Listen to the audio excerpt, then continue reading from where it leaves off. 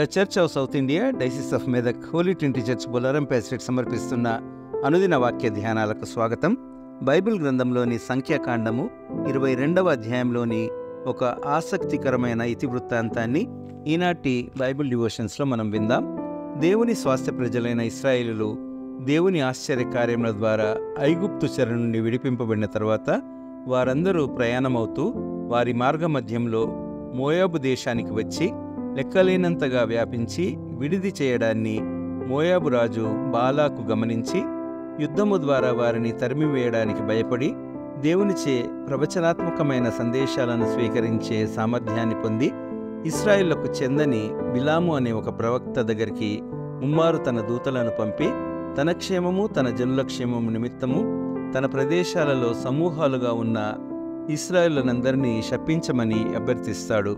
అయితే దేవుడు బిలాముతో ఇశ్రాయేలు తన ద్వారా ఆశీర్వదించబడిన ప్రజలని వారి జోలికి ఏమాత్రం వెళ్ళవద్దని వారిని శపించవద్దని బిలాముకు ఆదేశిస్తాడు.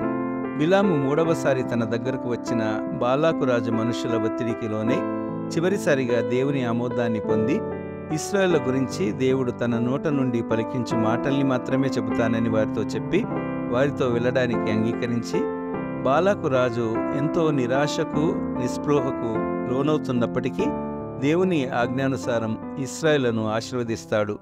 ఈ సన్నివేశాన్ని ఆధారం చేసుకొని అసలు బిలాము ఎలా వెళ్ళాడు, మార్గమధ్యంలో అసలేమి సంభవించింది అనే ఈ ఇతివృత్తాంతాన్నంతటినీ ఎంతో చక్కగా మనకు వివరించడానికి speaking only the words that God utters through our mouth, దేవుడు మన నోటి ద్వారా పలికించే మాటల్ని మాత్రమే మనము అలాగే వచించాలి అన్న అంశంపై ఈనాటి మన కార్యక్రమంలో మన ప్యాస్టరేట్ కమిటీ ట్రెజరర్ శ్రీమతి కె చంద్రలీల డానియల్ గారు మనకు దైవ సందేశాన్ని అందిస్తారు. సందేశం తర్వాత నేటి అంశానికి అనువైన భక్తి గీతాన్ని విందాం.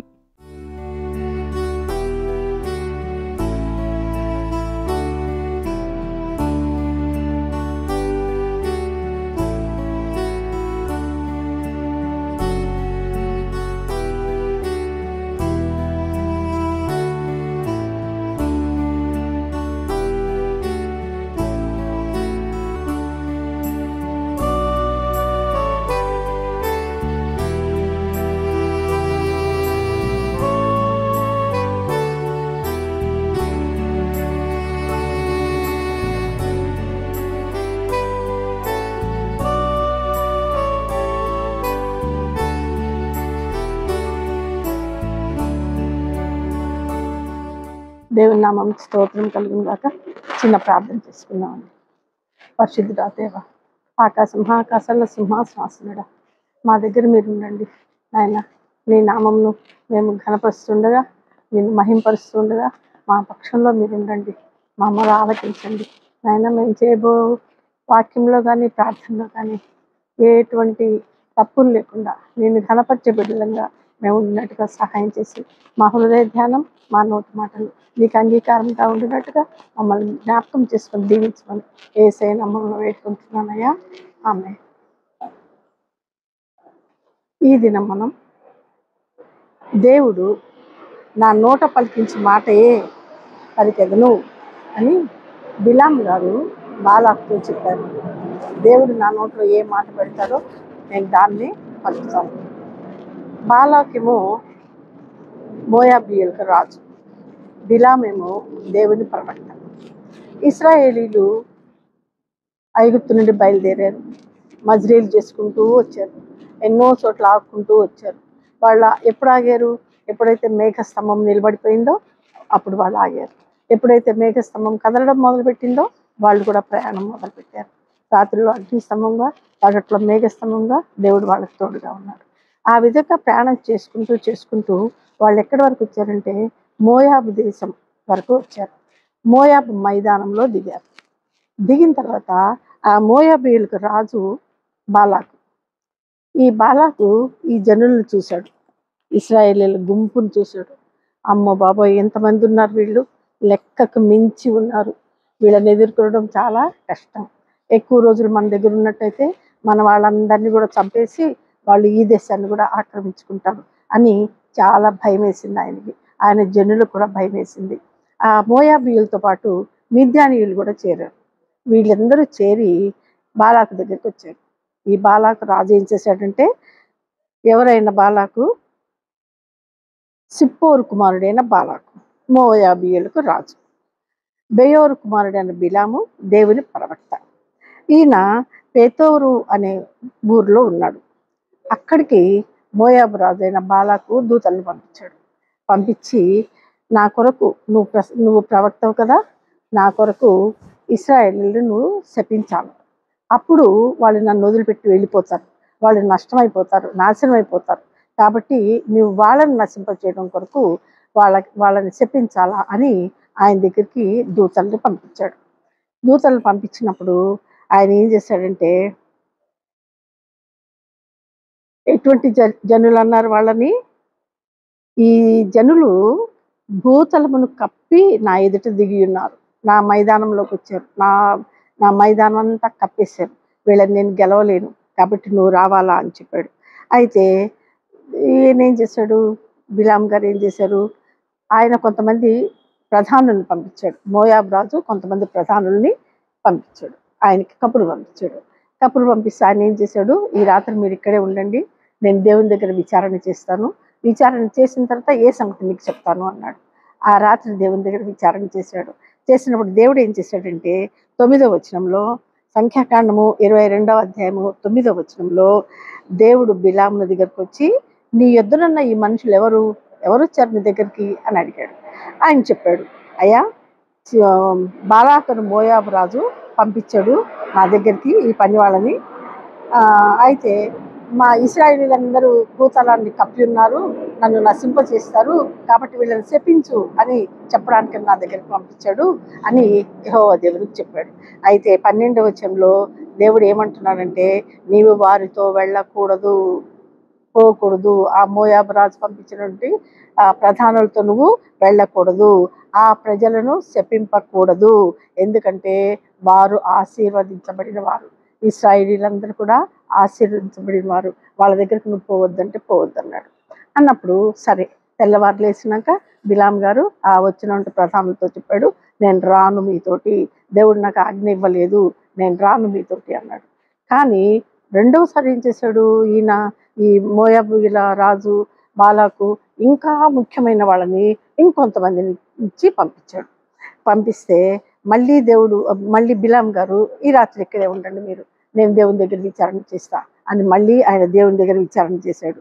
విచారణ చేసి వాళ్ళకు వచ్చి చెప్పాడు, బాలాకు తన ఇంటెడు వెండి బంగారములు నాకు ఇచ్చినను, కొద్ది పని అయినను గొప్ప పని అయినను చేయనట్లు నేను నా దేవుడనే యెహోవా నోటి మాటను మీరలేను, ఆయన చెప్పింది మాత్రమే నేను చేస్తాను, నీ ఇంటెడు వెండి బంగారాలు నాకు ఇచ్చినా నేను మాత్రం రాను నీతోటి అని చెప్పాడు. మళ్ళీ చాలా ప్రయత్నాలు చేస్తున్నాడు ఆయన, చాలాసార్లు బిలాం గారు దేవుని దగ్గర విచారణ చేస్తున్నారు. చివరికి దేవుడు ఏం చెప్పాడంటే, బిలాం వద్దకు వచ్చి, ఆ మనుషులు నిన్ను ఈసారి పిలవడానికి వచ్చినప్పుడు నువ్వు వారితో వెళ్ళు, కానీ నేను నీ నోట్లో ఏ మాట పెడతానో ఆ మాటను మాత్రమే నువ్వు చెప్పవాలే, అంతకంటే అధికమైన మాటలు నువ్వు మాట్లాడకూడదు అని వార్నింగ్ ఇచ్చి బిలామును పంపించాడు. బిలాము బయలుదేరి పోయాడు, బాలాకు యొక్క ప్రధానులతో కూడా బయలుదేరిపోయాడు. పోయిన తర్వాత ఏం చేశాడు, పోతా ఉన్నాడు. ఎవరిని, తన గాడిద గంత కట్టి గాడిద మీద ఎక్కి 2 పనివాళ్ళని తనతో పాటు తీసుకొని బయలుదేరాడు. పోతా ఉంది, గాడిద ప్రయాణం చేస్తూ ఉంది, మోయాబు దేశానికి ప్రయాణం చేస్తూ ఉంది. అది దేవుడు గాడిదకు కూడా మాట ఇచ్చాడు, తనతో మాట్లాడాడు. కాబట్టి అదేం చేసిందంటే, మోయాబు పోయే మార్గానికి పోకుండా పక్క త్రోవ పట్టింది. పక్క త్రోవ పడితే, ఎందుకు నువ్వు ఈ దారికి వచ్చావు, తన గాడిదతోటి. మనకు తెలుసు కదా, మన పెంపుడు జంతువులన్నీ మనం చెప్పినట్టు మాట ఉంటాయి, రమ్మంటే వస్తాయి, పొమ్మంటే పోతాయి, అది మనకి ఎక్స్పీరియన్సే. అట్లనే ఈ గాడిద కూడా తన యొక్క పెంపుడు జంతువు, తనని ఎన్నో సంవత్సరాల నుంచి మోస్తున్నది, తన ఇంట్లో ఉన్నది. కాబట్టి ఏ విధంగా ఆయన చెప్పినన్ని దానికి అర్థమవుతాయి. ఎందుకు ఈ దారికి నువ్వు వచ్చావు? అయితే ఎప్పుడైతే బయలుదేరిపోయాడో బిలాం గారు, దేవుని కోపం రగులుకొని గాడిదతోటి దారి తప్పేటట్టుగా చేసింది. దారి ఎందుకు తప్పిందంటే, చూడండి 22వ వచనంలో, అతడు వెళ్ళుచుండగా దేవుని కోపము రగులుకొనెను. యెహోవా దూత అతనికి విరోధి అయి త్రోవలో నిలిచెను. అతడు తన గాడిదనెక్కి పోచుండగా అతని పనివారు ఇద్దరు కూడా అతనితో ఉండిరి. యెహోవా దూత ఖడ్గము దూసి చేత పట్టుకుని త్రోవలో నిల్చుండుట ఆ గాడిద చూచెను. బిలాం గారికి కనపడలేదు, కానీ గాడిదకి కనపడింది. కాబట్టి అది త్రోవ విడిచి ఒక పొలంలోకి వెళ్ళిపోయింది. అప్పుడు బిలాం గారు ఏం చేశారంటే తన గాడిదను కొట్టాడంట. ఈ విధంగా 3 సార్లు కొట్టాడంట. మొదట కొట్టినప్పుడు కూడా అది మళ్ళీ ఇక్కడికి రాలే. రెండోసారి ఏం చేసింది, కొట్టిన వెంటనే ఒక ఇరుకు దారిలో ఈ తట్టు గోడ, ఈ తట్టు గోడ, 2 గోడలు ఉన్నాయి. ఆ గోడల మధ్యలో అది వెళ్ళిపోయింది. అది గాడిద పొడవుగా ఉంటుంది కదా, అది తిరగలేదు, వెనకకి తిరగలేదు, ముందుకు పోవడమే, 1 వే ట్రాఫిక్ అనమాట. ఒకవైపే ప్రయాణం చేయాల. అక్కడికి పోతుంది. ఎందుకు ఈ ఈ దారికి ఎందుకు వచ్చినావు, నువ్వు చెప్పిన మాట వినకుండా ఇక్కడికి ఎందుకు వచ్చినావు అని రెండోసారి కొట్టబోయే ముందే ఏం చేసిందంటే ఈ గాడిద, ఈ గోడ ఉంది కదా, ఆ గోడ మీద కూర్చున్నాడు ఈయన కాలు పెట్టి. ఈ కాలు గోడకి గట్టిగా ఒత్తుకునేటట్టుగా గోడకి అదిమేసి ఆయన బాగా కాలు నొప్పి అయింది. రెండోసారి కొట్టినప్పుడు ఆ గాడిద మళ్ళీ ఏం చేసింది, అటు ఇటు తిరగలేన ఆ ఇరుకు స్థలంలో ఉంది. ఇక నడవలేకపోయింది. ఈయన కొట్టడం వలన అది అక్కడే బిలాం గారితో కూడా కూలబడిపోయినాక అప్పుడు మళ్ళీ కొట్టాడు ఆయన దాన్ని. అప్పుడు ఏం చేశాడంటే యెహోవా దేవుడు గాడిదకి వాక్కునిచ్చాడు.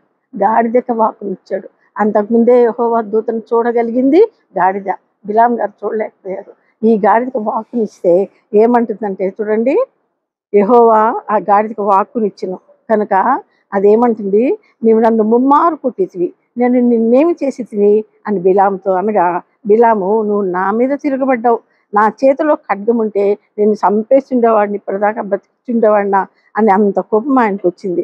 అప్పుడు ఆ గాడిద ఏమంటుంది, ఎన్ని సంవత్సరాల నుంచి నీకు సేవ చేయట్లేదా, నువ్వు చెప్పినట్టు నేను వినలేదా, అయితే ఇప్పుడు ఎందుకు నువ్వు నట్ట చేసావు, ఇప్పుడు చూడు నా ఎదురుగా ఎవరున్నారో చూడు. అప్పుడు యెహోవా తన బిలాం గారి యొక్క కన్నులు తెరిచేటట్టుగా చేశాడు. చూసినప్పుడు ఆయన కన్నులు తెరిచినప్పుడు ఏం చేస్తున్నాడు, ఆయన దూసిన ఖడ్గం చేత పట్టుకుని త్రోవలో నిల్చున్న యెహోవా దూతను అతడు చూచి అప్పుడు తల వంచి సాష్టాంగ నమస్కారం చేసి, అప్పుడు అయ్యా నేను తప్పు చేసిన, నువ్వు నన్ను తప్పు చేసిన, నా గాడిదని కొట్టింది కూడా తప్పే, నేను వచ్చింది కూడా తప్పే, కానీ నువ్వు పొమ్మన్నావు కదా, అందుకనే నేను వచ్చిన, నీ కోపం నా మీద రగులుకుంటే ఎట్లా, నేను ఇప్పుడు ఏం చేయాలా అని ఆయన ఎంతో పశ్చాత్తాపడ్డాడు బిలాం గారు. ఇక అప్పుడు దేవుడు ఏం చెప్తాడంటే, సరిపో, ఆయనతో పట్టుపోయి నేను చెప్పినట్టుగానే నీ నోట్లో నేను ఏ వాక్కు పెడతానో అది మాత్రమే నువ్వు మాట్లాడాలా, ఇతర మాటలు నువ్వు మాట్లాడకూడదు. అయితే ఈ బాలాక్ గారు ఏం చేశారు, బిలాంని ఎక్కడికి తీసుకుపోయాడంటే 41వ వచనంలో, బయలు యొక్క ఉన్నత స్థలం మీద నుండి జనులను చివరి వరకు చూడవాలని అతనిని అచ్చోట ఎక్కించను. ఉన్నత స్థలాల్లో ఆ విగ్రహాలను పెడతారు కదా, బయలుదేవతను పెట్టాడు, దాని మీదకి ఎక్కించాడు బిలాంని. ఇక్కడ నిలబడి చూస్తే చివరి మనుషులు కూడా కనపడతారు అనమాట. ఆ ప్రదేశాన్ని తీసుకొని చూడమన్నాడు. వీళ్ళందరినీ శపించు, లేకపోతే నేను నశించిపోతా, నా ఊరంతా నశించిపోతాను, నా జనులంతా పాడైపోతారు అని మొత్తుకున్నాడు. సో ఏం చేశాడు బిలాం గారు, సరే అట్లయితే 7 ప్రదేశాలు ఎంచుకున్నాడు. 7 ప్రదేశాల్లో 7 బలిపీఠాలు కట్టమన్నాడు. ప్రతి బలిపీఠం మీద ఒక కోడెను ఒక గొర్రెను బలి అర్పించాలి. ఆ విధంగా అర్పించిన తర్వాత దేవుడు నాకేం చెప్తాడో నేను ఆ పని చేస్తాను. సరే అదే విధంగా ఏర్పాటు చేశాడు. ప్రతి చోట కూడా ఆయన బలి అర్పించుకుంటూ పోయాడు. కానీ దేవుడు ఏం చేశాడు, యెహోవా 23వ అధ్యాయం 5వ వచనంలో యెహోవా ఒక మాట బిలాము నోట ఉంచి, నువ్వు ఇదే పలకాల. ఏం పలకాలా, ఓన్లీ ఆశీర్వచనం తప్ప నువ్వు వేరే మాట మాట్లాడకూడదు. ఆశీర్వదించాడు, ఇశ్రాయేలీయులందరినీ ఆశీర్వదించాడు మొదటిసారి. అయ్యో ఏంటి ఈ విధంగా ఆశీర్వదించావు, నేను శపించమన్నాను కదా అని బాలాకు ఆయనతోటి గట్టిగా మాట్లాడాడు. అయినప్పటికీ దేవుడు నా నోట ఉంచితే 12వ వచనంలో యెహోవా నా నోట ఉంచిన దాన్ని నేను శ్రద్ధగా పలకాలి కదా, అది తప్ప నేను వేరేది పలకూడదు కదా, కాబట్టి ఆయన నా నోట్లో ఏం మాట ఉంచాడో నేను అదే మాట్లాడతాను, అదే పలుకుతాను అని చెప్పాడు. మళ్ళా రెండవసారి కూడా అట్లనే ఇంకొక స్థలంలో బలిపీఠం మీద కోడెను గొర్రెను అర్పించిన తర్వాత మళ్ళీ దేవుని దగ్గర మొదలుపెడితే దేవుడు ఏమంటాడు 19వ వచనంలో, దేవుడు అబద్ధమాటుకు ఆయన మానవుడు కాడు, పశ్చాత్తాపట్టుకు ఆయన అరపుతుడు కాడు, ఆయన చెప్పి చేయకుండా ఆయన దీవించమని నాకు సెలవాయింది. నేను ఎట్లా చెప్పించగలను? దీవెనలే నా నోట దీవెనలో ఉంటాయి కానీ నేను చెప్పించలేను అని రెండవసారి మూడవసారి ఆ విధంగా 7 సార్లు కూడా ఆ విధంగా ఇశ్రాయేలుని దీవించడమే జరిగింది కానీ చెప్పించడం జరగలేదు. కాబట్టి ఆయన ఏమంటాడు చివరికి, ఈ ముమ్మారు వాడిని పూర్తిగా దీవించితివి కాబట్టి నువ్వు వెళ్ళిపో, ఇక తిరిగి వెళ్ళిపో, ఇక నువ్వేమి మాకు చెప్పనవసరం రా, తిరిగి వెళ్ళిపో. నేను మిక్కిలి ఘనపరచాలనుకున్నాను, వెండి బంగారాలు ఇచ్చి నేను సత్కరించాలనుకున్నాను, కానీ నువ్వు చెప్పించకుండా దీవెనలే ఇచ్చేవాళ్ళకి, కాబట్టి నీకు ఎటువంటి బహుమానాలు నేను ఇవ్వను, నువ్వు వెళ్ళిపోవాలి అని బిలాంని పంపించేశాడు. కాబట్టి మనం కూడా ఎప్పుడు కానీ దేవుని యొక్క మాటలు మాత్రం మన నోట్లో ఉండాలి. అందుకనే దావీదు రాజు మొదలు పెట్టుకుంటాడు, నీకు ఆయాసకరమైన మార్గం నా యందున్నదేమో చూడుము, నిత్య మార్గంలో నన్ను ప్రవేశపెట్టుము అంటాడు. కాబట్టి దేవునికి ఆయాసకరమైన మాటలు కానీ, ఇష్టం లేని మాటలు కానీ, మనసు కష్టపెట్టే మాటలు కానీ మనం మాట్లాడకుండా మంచి మాటలు మాట్లాడి దేవుని బిడ్డలుగా అనిపించుకోవాలి. ఈ చిన్న వాక్యాన్ని దేవుడు దీవించింది.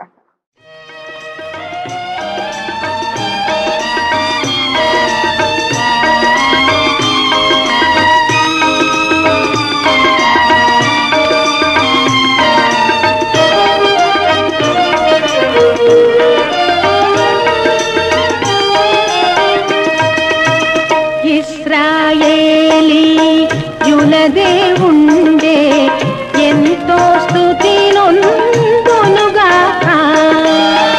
ఆశ్రితులౌ తన జనులకు దర్శన మాత్మ విమోచన కలిగించే.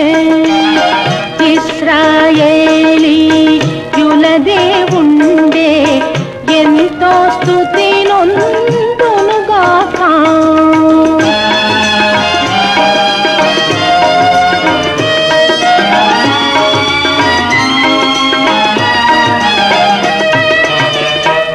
దాసుడు దావీదు గృహంబున ధనరక్షణ శృంగమునిచ్చే. మన శత్రువులకు ద్వేషుల నుండి మనలన్ బాపి రక్షణనిచ్చే. ఇశ్రాయేలీయుల దేవుండే ఎంతో స్తుతి నొందునుగా.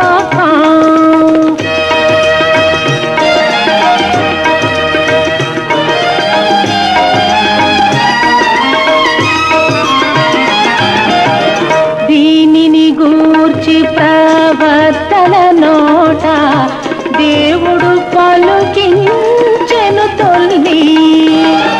మానక మన పిత తుల కరుణింపగా మహిళల నిబంధన చేసే. ఇశ్రాయేలీయుల దేవుండే ఎంతో స్తుతి నొందునుగా.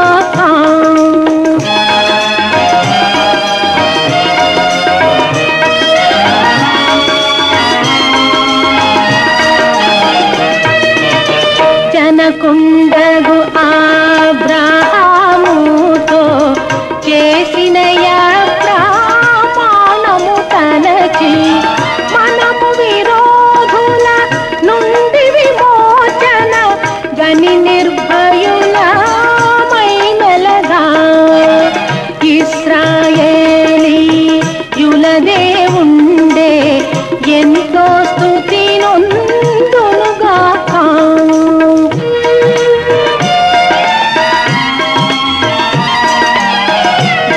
పుత్రాత్మా దేవుని ఖిలలో ఘనత మహిమ కల్గునుగాక. మునుపిపుడెప్పుడు తనరినట్లు యుగ ములపును తన